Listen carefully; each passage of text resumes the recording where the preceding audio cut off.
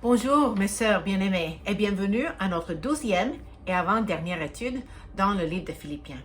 Nous espérons que cette étude a été aussi enrichissante pour vous que cela a été pour nous. Je ne sais pas pour vous, mais moi j'aime découvrir de nouvelles recettes. Lorsque je me suis mariée, je n'avais aucune idée comment cuisiner. Et mon pauvre mari Daniel a dû supporter de nombreux repas médiocres pendant que j'apprenais. Mais un an après qu'on s'est mariés, on a déménagé à Québec pour que Daniel apprenne le français à l'Université Laval. Mais comme je parlais déjà le français, je me suis consacrée à temps plein à affiner mes compétences culinaires car je savais qu'au Sénégal, on n'aurait accès ni au restaurant, de bonne qualité, de nombreux restaurants, ni à des aliments prêts à manger. Donc, ça fait déjà 15 ans depuis et je me suis améliorée considérablement depuis là. Et j'ai amassé toute une collection de recettes pour des plats aussi simples et familiaux que pâté chinois, ou comme on dit en France, hachis parmentier, ou des plats aussi exotiques qu'un poulet perse dans une sauce à la mélasse, de grenades et de noix. C'est délicieux. Ça peut se servir avec du riz à la nette et des légumes rôtis. Et c'est tellement délicieux que ça coupe le souffle. Si vous aimeriez cette recette, je peux la partager dans la description du vidéo. Aujourd'hui, j'aimerais vous partager la recette de Paul qu'il nous donne dans Philippiens, chapitre 4. Non, il ne partage pas une recette pour comment préparer les meilleurs falafels du Moyen-Orient, même si en pensant, j'aimerais bien ça. Mais c'est une recette pour la paix qui coupe le souffle. La paix vous échappe-t-elle parfois alors que vous êtes confronté au stress de la vie? Vous sentez-vous anxieux et accablé par les responsabilités de la famille, du travail, du ministère? Des divisions dans votre église vous laissent-elles parfois découragé et confuse? Voulez-vous découvrir la recette pour trouver la paix dans notre époque troublée? Si oui, cette parole est pour vous aujourd'hui, mes sœurs bien-aimées. Allons ensemble découvrir la sauce pas si secrète de Paul pour la paix en Philippiens 4, versets 1 à 9. Lisons-les ensemble. Et je lis dans la nouvelle édition Genève. C'est pourquoi, mes bien-aimés et très chers frères, vous qui êtes ma joie et ma couronne, demeurez ainsi fermes dans le Seigneur, mes bien-aimés. J'exhorte Évodie et j'exhorte Saint-Tiche à être d'un même sentiment dans le Seigneur. Et toi aussi, fidèle collègue, oui, je te prie de les aider, elles qui ont combattu pour l'Évangile avec moi et avec Clément et mes autres compagnons d'œuvre, dont les noms sont dans le livre de vie. Réjouissez-vous toujours dans le Seigneur. Je le répète, réjouissez-vous. Que votre douceur soit connue de tous les hommes. Le Seigneur est proche. Ne vous inquiétez de rien, mais en toutes choses, faites connaître vos besoins à Dieu par des prières et des supplications avec des actions de grâce. Et la paix de Dieu, qui surpasse toute intelligence, gardera vos cœurs et vos pensées en Jésus-Christ. Au reste, frères, que tout ce qui est vrai, tout ce qui est honorable, tout ce qui est juste, tout ce qui est pur, tout ce qui est aimable, tout ce qui mérite l'approbation, tout ce qui est vertueux et digne de louange, soit l'objet de vos pensées. Ce que vous avez appris, reçu et entendu de moi, et ce que vous avez vu en moi, pratiquez-le, et le Dieu de paix sera avec vous. Prions. Tendre Père, maintenant que nous venons dans ta sainte présence, par le biais de ta parole, nous prions que tu nous ouvres nos cœurs pour que nous puissions découvrir des merveilles, afin que nous puissions trouver la paix et surtout le Dieu de la paix. Nous te prions au nom de ton Fils Jésus. Amen. Examinons ensemble le verset 1. Paul commence par ces mots, « C'est pourquoi ». Ce verset sert de transition entre le passage précédent et le nôtre. Dans Philippiens 3, versets 12 à 21, nous avons entendu la semaine passée comment Clémentine nous a expliqué que Paul exhorte ses auditeurs à oublier ce qui est en arrière, à se porter vers le prix qui est en Christ et en se gardant bien d'éviter les faux docteurs en cours de route. Nous voyons ensuite un débordement de tendresse de la part de Paul par le biais de 5 expressions différentes. Il dit « mes bien-aimés »,« mes très chers frères »,« ma joie » et « ma couronne » et encore « mes bien-aimés ». Ne dirait-on pas qu'un parent qui s'extasie devant un nouveau-né, c'est magnifique. Cela pose le premier ingrédient dans la recette de Paul, demeurer ferme. Ceci veut dire être fermement engagé dans une conviction ou une croyance. Au milieu de la persécution, face aux faux docteurs, l'Église d'Éphèse avait besoin de ce rappel et il en est de même pour nous aujourd'hui. Donc, tout d'abord, si nous voulons savoir comment trouver la paix, nous devons d'abord savoir quand nous devons nous battre. Clémentine a fait un excellent travail en abordant ce sujet des faux docteurs la semaine passée. Donc, nous allons passer au verset 2. J'exhorte Évodie et j'exhorte Syntyche. J'exhorte pourrait également être traduit par supplier, faire appel, prier, demander sincèrement et plaider pour. Remarquez que Paul n'emploie pas un impératif. C'est une demande. Il ne dit pas « faites ceci » ou « sinon », mais il est doux dans son approche. Et quelle est sa requête? Qu'elle soit d'un même sentiment dans le Seigneur, c'est-à-dire qu'elle pense la même chose, qu'elle soit d'accord ou qu'elle vive en harmonie. Et où se trouve l'impératif dans ce passage? Dans le mot « aide ». Il adresse cet impératif aux fidèles collègues. Et qui est-il? C'est peut-être le pasteur d'Éphèse? On ne sait pas avec certitude.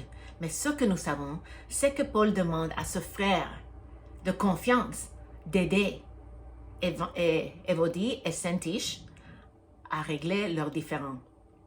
Et c'est là le deuxième ingrédient dans la recette de paix. Soyons des artisans de paix. Lorsque nous voyons des divisions surgir au sein de notre Église, nous voulons aider le genre de femmes qui aident à la réconciliation plutôt que de contribuer au conflit. Et quelles sont les questions qui nous divisent aujourd'hui? Pensez à ce à quoi Paul a choisi de se diviser. En Philippiens 1, 15 à 18, il parle de ceux qui prêchent Jésus-Christ pour des mauvaises motivations, pour lui faire du mal. Mais Paul ne divise pas avec ses frères à cause de cela, parce qu'il dit, ce qui compte, c'est que l'évangile soit prêché, et il s'en réjouit. Cependant, ceci est en contraste avec les faux docteurs de Philippiens chapitre 3, car il dit que ce ne sont pas des frères avec qui nous pouvons accepter d'être en désaccord, jamais de la vie. Il dit que ce sont des ennemis de la croix de Christ. Verset 18. Nous devons prendre garde à eux.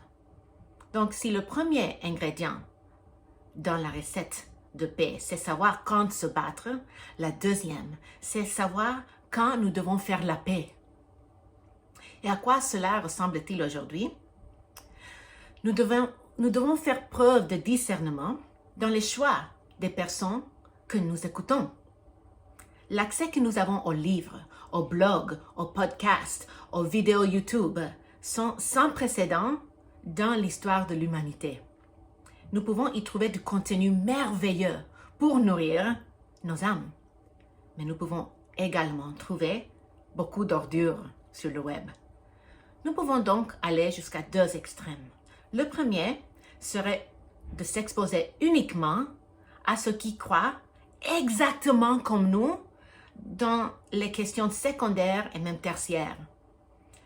Dans ce cas-là, nous risquons de nous retrouver dans un vide théologique où nous ne grandissons plus en étant remis en question par ceux qui ont des différends sur des petites questions.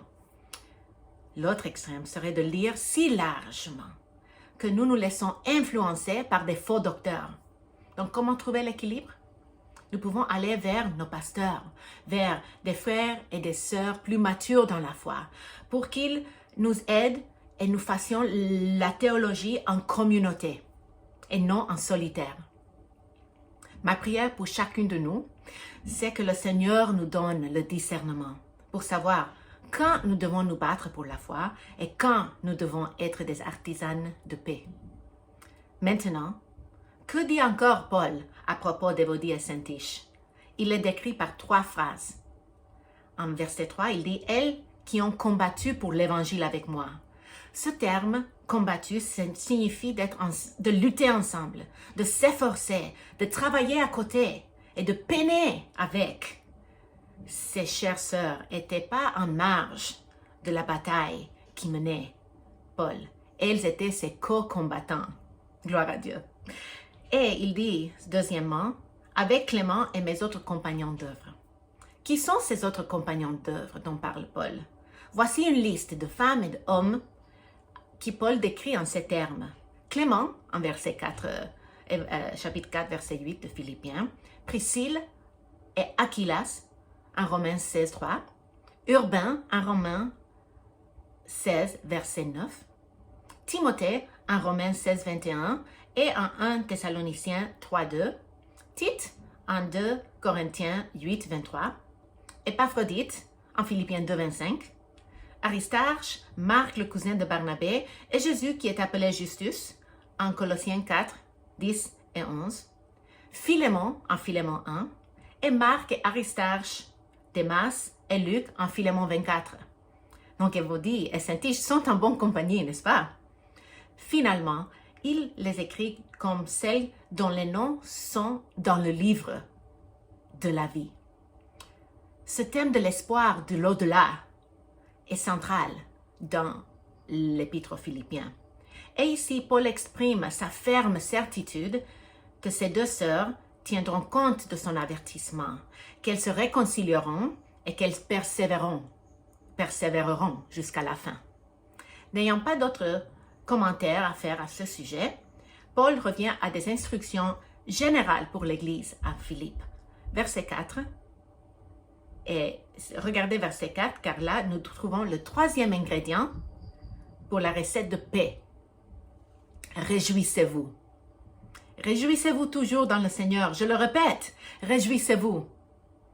Paul développe le thème de la joie tout au long de l'épître.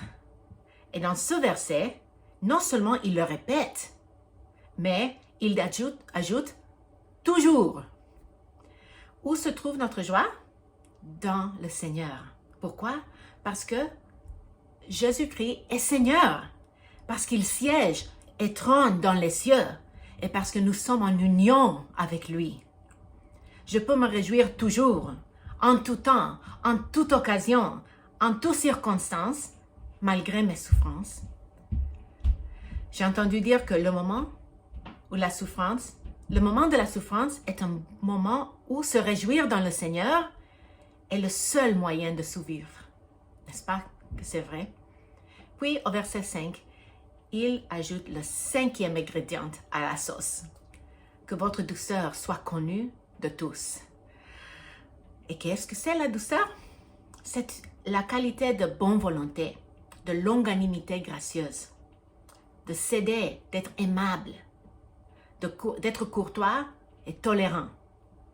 Et dans le contexte de ce passage, ça veut dire que nous luttions pour la foi ou que nous fassions la paix. La douceur devrait régir notre conduite. Remarquez que Paul ne dit pas simplement « soyez doux ». Il leur ordonne plutôt d'être connus, d'avoir une réputation, d'être caractérisés par la douceur. Et qui est la source de notre douceur, notre exemple et notre inspiration? N'est-ce pas le Seigneur Jésus-Christ.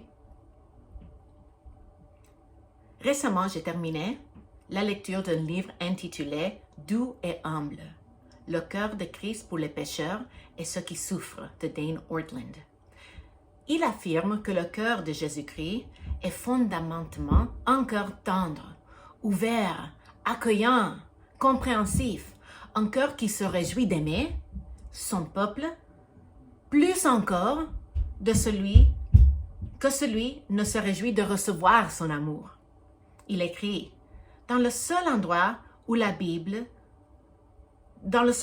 la Bible où le Fils de Dieu retire le voile et nous montre, nous fait pénétrer au cœur de sa personne, on ne nous dit pas qu'il est austère et exigeant de cœur. On ne nous dit pas qu'il est exalté et digne dans son cœur. On ne nous dit pas qu'il est joyeux et généreux de cœur. Laissant Jésus fixer les termes, son affirmation surprenante est qu'il est doux et humble de cœur. Nous avons vu cet exposé de l'humilité de Jésus en Philippiens 2, n'est-ce pas? Ce livre puissant m'a touché précisément parce que dans mes moments de doute, je remets en question la douceur de Jésus-Christ. J'ai même justifié ma colère pécheresse en lui attribuant le même manque de douceur que je manifeste lorsque je suis confronté au péché ou à l'erreur. Car, pour être honnête, mon cœur penche souvent du côté de la vérité et de la justice plutôt que celui de la douceur ou la miséricorde. Que ce soit avec quelqu'un avec qui je suis en désaccord sur des questions théologiques ou que ce soit avec mes filles quand elles laissent traîner leurs bas partout dans la maison. Ce rappel de Ortlund sur la douceur de notre précieux Sauveur a non seulement alimenté mon affection pour lui, mais m'a également convaincu que parce que je suis en union avec Jésus-Christ, j'ai le pouvoir d'être doux comme lui et nous ne pouvons pas le faire, nous ne pouvons pas le faire par nous-mêmes. Nous verrons tantôt la solution. Verset 4 continue, le Seigneur est proche. Qu'est-ce que le retour de Jésus-Christ a à voir avec notre besoin de douceur? Tout. L'époux arrive bientôt. C'est un thème récurrent en Philippiens. Pourquoi voulons-nous être connus lorsqu'il reviendra? Où luttez-vous le plus contre le manque de douceur? Quelles sont les personnes avec lesquelles nous entrons le plus facilement en conflit? Comme on fait Évodie et Saint-Tiche. Est-ce que c'est nos enfants, nos conjoints, nos colocatrices, nos collègues de travail, les membres de l'Église avec lesquels on n'est pas d'accord, que ce soit sur des opinions théologiques ou que ce soit sur comment elles pratiquent la distanciation sociale? Ou est-ce que c'est même contre Dieu? Est-ce qu'il est l'objet de notre impatience et manque de douceur lorsque les choses ne vont pas comme nous voulons et que nous le blâmons? Qui que ce soit qui provoque si facilement cette attitude charnelle, j'ai une bonne nouvelle pour vous, mes sœurs. Non seulement Jésus nous donne le pouvoir pour surmonter notre manque de douceur, mais il est également inclin à nous répondre avec douceur lorsque nous échouons. C'est son cœur, c'est sa nature. Alors combattons le monstre de l'irritabilité et de la division, du manque de douceur. Et pensons avec impatience et soyons motivés par le retour de notre Seigneur qui nous incite à la douceur. Ensuite, Paul donne le 5e ingrédient pour la paix. Ne vous inquiétez de rien. Suite à son exhortation à la douceur, Paul invite ses destinataires à une vie exempte de soucis, d'appréhension, de préoccupations excessives. Et avant d'aller plus loin, je veux être sensible à celles qui sont aux prises avec des troubles d'anxiété et qui doivent prendre des médicaments.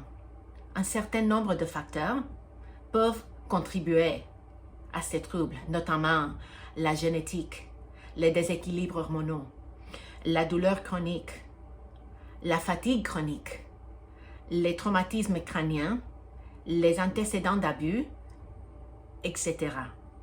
Je ne veux en aucun cas minimiser leur gravité et il n'y a aucune honte à chercher de l'aide. Ceci étant dit, pour beaucoup d'entre nous, l'inquiétude est le péché excusable d'une femme aimante.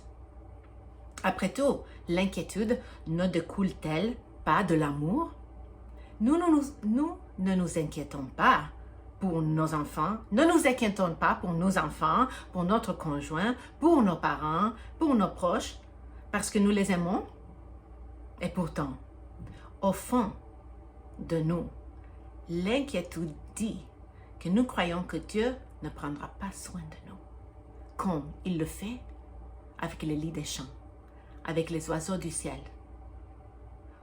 Ça dit que nous pourrions mieux faire pour gérer l'univers.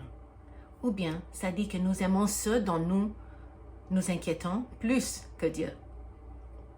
Je sais que je viens de nous exhorter à la douceur, alors j'espère que cela n'a pas été trop dur. Mais pour apprécier le remède, nous devons comprendre la maladie.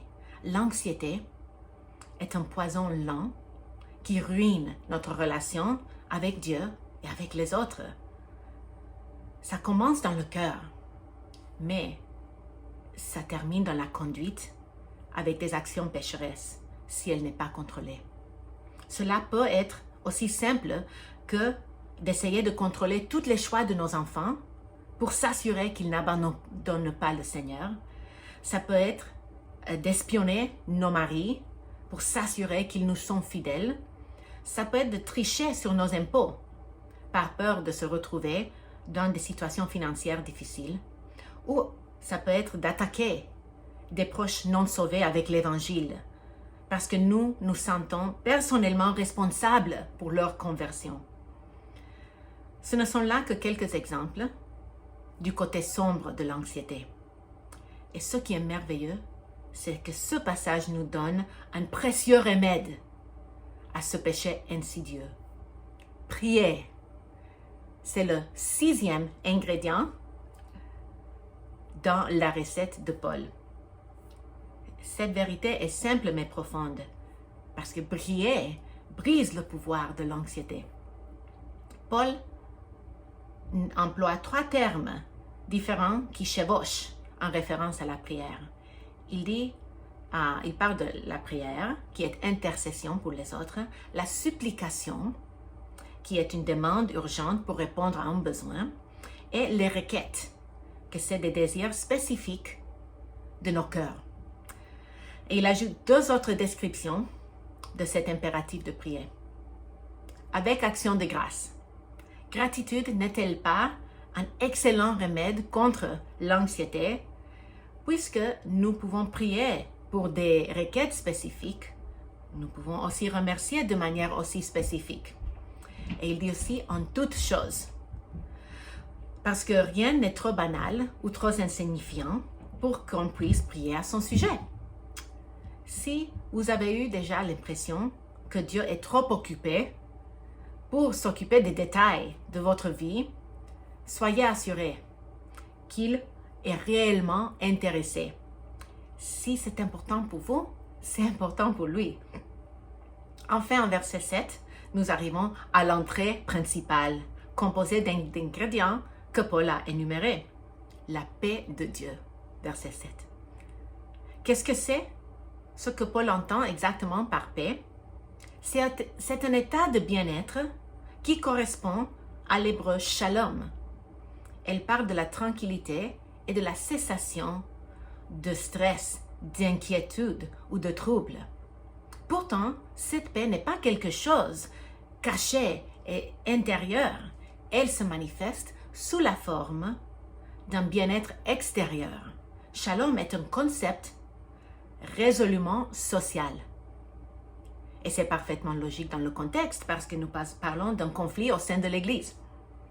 Et que dit Paul de plus sur cette paix? Qu'elle surpasse toute compréhension.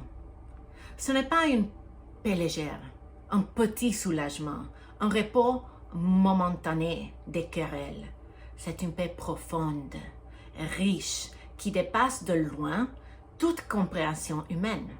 C'est une paix que le monde ne donne pas et que le monde ne peut pas reprendre. Une paix à couper le souffle. Que nous dit d'autre Paul sur cette paix?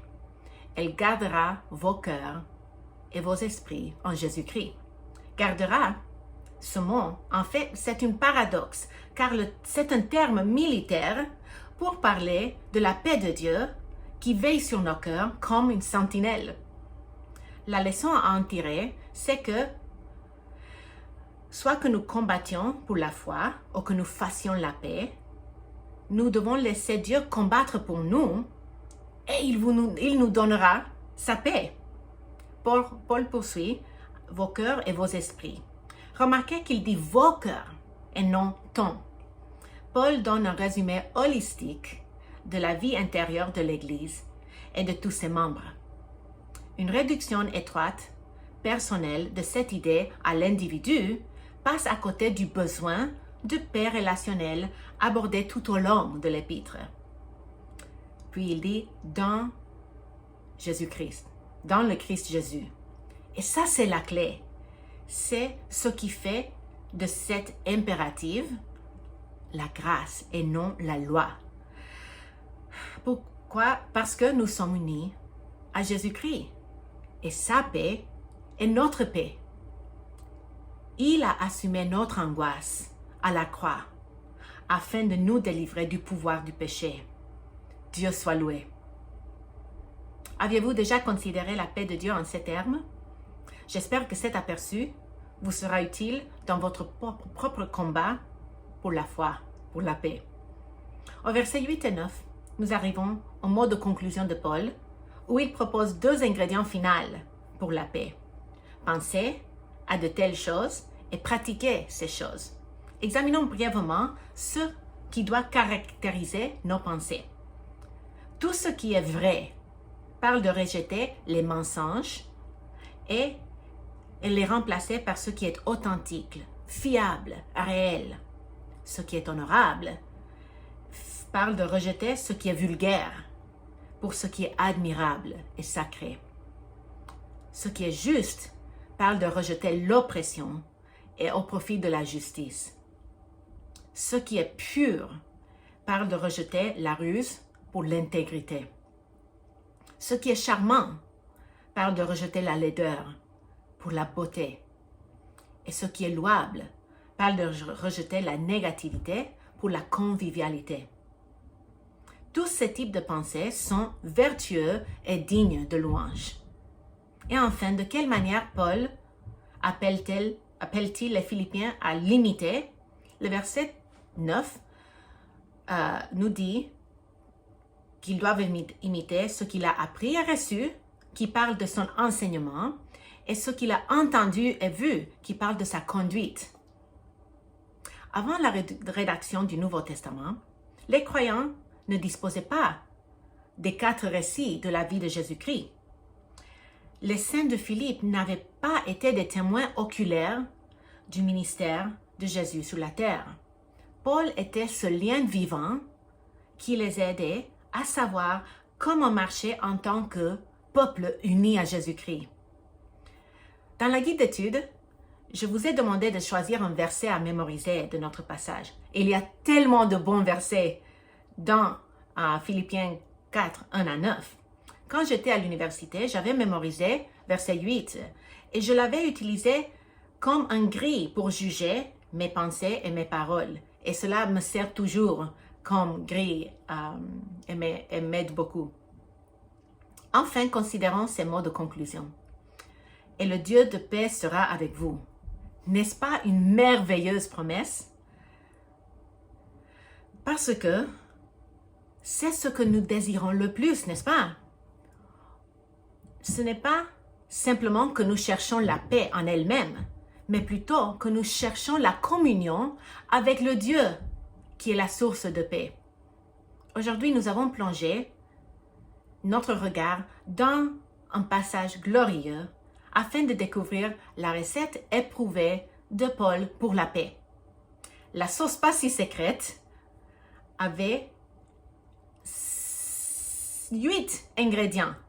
Tenir ferme, aider ou être artisan de paix, se réjouir, la douceur, être connu pour la douceur, de ne pas s'inquiéter, de prier, de penser à ces choses et de pratiquer ces choses. Ce passage promet non seulement que la paix sera avec vous, mais que nous ferons l'expérience de la paix en entrant en communion avec le Dieu de la paix. C'est ça l'idée principale de ce passage. Chercher la paix en communion avec le Dieu de paix. En méditant sur ces versets dans nos jours à venir, puissons-nous faire l'expérience d'une connaissance plus intime de notre Seigneur et de ses bienfaits qu'il produit dans nos vies. Amen.